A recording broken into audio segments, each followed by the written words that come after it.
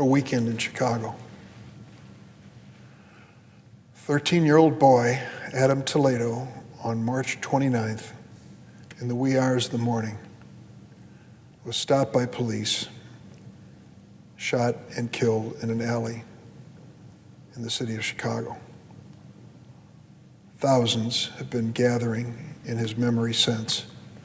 The videotape of the arrest was released last week, and there is that stark moment with his hands up that he's being shot and killed, 13 years old.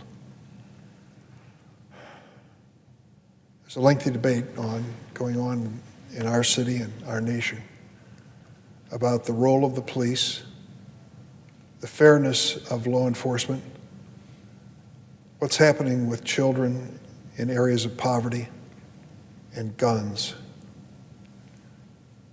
This past weekend, our nation's epidemic of gun violence continues to devastate families and communities. The Adam Toledo tape wasn't the only thing that happened. In the city of Chicago, yesterday, Sunday, 7-year-old Jaslyn Adams was shot and killed in the backseat of a car while at a McDonald's drive-thru with her father. She was one of 27 people shot in Chicago this weekend, 5 of them fatally. In Kenosha, your home state, Madam President, a gunman in a tavern on Sunday morning killed 3 people and wounded 3 more. In Austin, Texas, 3 people fatally shot on Sunday morning in a reported domestic violence incident. And on Thursday night last week, for the 3rd time this year, another mass shooting in Indianapolis, a FedEx facility. 8 people died. These are just some of more than 100 Americans who were killed every single day by guns in this nation. This, unfortunately, is not an isolated set of events.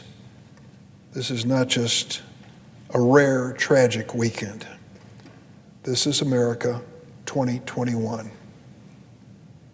One of the key parts of an effective response to this crisis is understanding it. And that raises important questions about news coverage of gun violence as well as anything else. I asked to include in the record an April 5th column in the Chicago Tribune by Heidi Stevens entitled, "Why Aren't Chicago's Mass Shootings Included in the Outcry Over Recent Violence in Atlanta, Colorado, and California?" I ask unanimous consent to include it. Without objection, so ordered. Thank you, Madam President. Heidi Stevens' column in the Tribune points out that the media often subjectively defines and covers what it considers to be mass shootings. All too often, mass shootings in communities of color are left out of the coverage. And this is wrong. It is unfair. It is nothing short of an outrage. It needs to change. We need to understand the full scope of this crisis that's killing so many Americans with reliable, objective data that is quickly made available. The Center for Disease Control keeps account, but there's a time lag with their data on firearm deaths and injuries. Right now, the latest official CDC report on gun deaths is from the year 2019.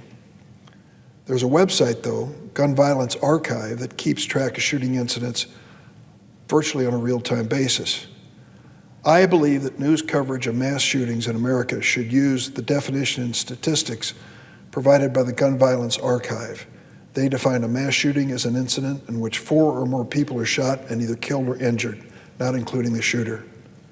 It's a purely numerical standard. It's not subjective. And according to the Gun Violence Archive's definition, I want to put this on the record in the Senate. So far this year, by their definition, there have been 153 mass shootings, and yet we're only 109 days into the year. 9 of this year's mass shootings so far have taken place in Chicago. 4 people fatally shot in these shootings and 50 injured. It's important to gather this data as quickly as possible so that we can respond effectively.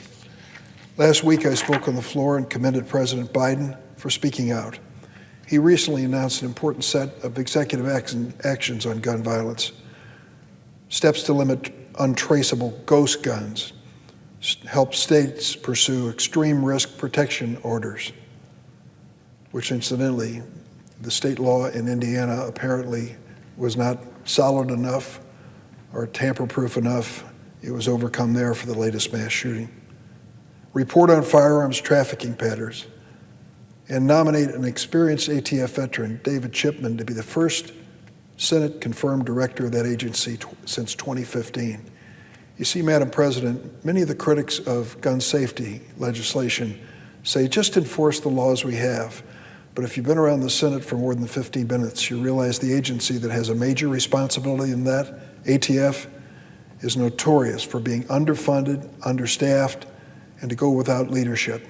That's part of the design of people who really don't even want to see the laws enforced. I'm particularly encouraged by President Biden's commitment to provide federal resources for community violence interdiction programs through the American Jobs Plan and other grant programs. This is the type of serious investment we need to tackle this crisis. This president has taken constitutional common sense steps to reduce gun violence. But what have we done? Nothing. I held a hearing in the Judiciary Committee a few weeks ago on gun violence. We're going to hold more. Senator Blumenthal of Connecticut chairs the subcommittee with that responsibility. Hearings are important so that we can put together legislative reforms and appropriate funds. The House has already passed a bipartisan bill to close gaps in the gun background check system. Really, the ball's in the Senate's court at this moment. We need 10 Senate Republicans to help us get to 60 votes necessary to overcome Republican filibusters. Will our Republican colleagues stand up and vote to close these gaps in the law? Will our Republican colleagues support the president's call for funding community violence interdiction? We need to act. Saving lives from gun violence should not be a partisan issue. It is an American tragedy. Sadly, we learn by the day that it is not an exclusive blue state problem. It is a blue state and a red state problem. It is an American problem. We've had too many mass shootings, too many Americans dying in gun homicides, suicides, and accidents. Let's take bold action that meets the scale of this public crisis. Our nation is counting on us. I yield the floor.